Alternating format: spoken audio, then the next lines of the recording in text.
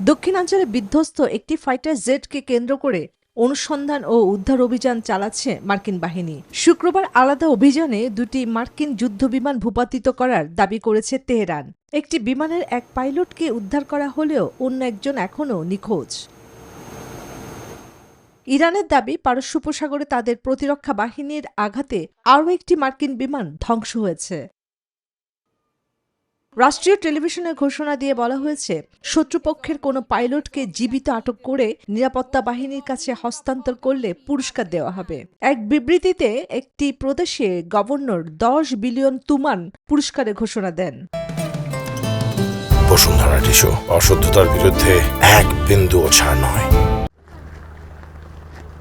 মার্কিন গণমাধ্যমে খবরে বলা হয়েছে, পাইলটদের উদ্ধারের চেষ্টাকালে একটি A-10 ওয়ার্থক যুদ্ধবিমান ও একটি হেলিকপ্টার হামলার শিকার হয়।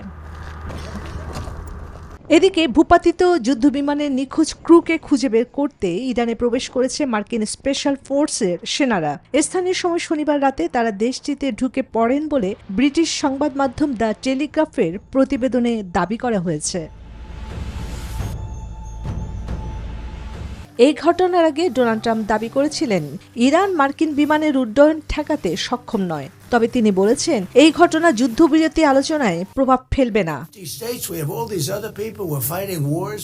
হরমুজ প্রণালীতে উত্তেজনা ও জ্বালানি সরবরাহ সংকটের প্রেক্ষাপটে শনিবার জরুরি বৈঠকে বসছে জাতিসংঘ নিরাপত্তা পরিষদ। চন্দ্রানী চন্দ্রা, নিউজ 24।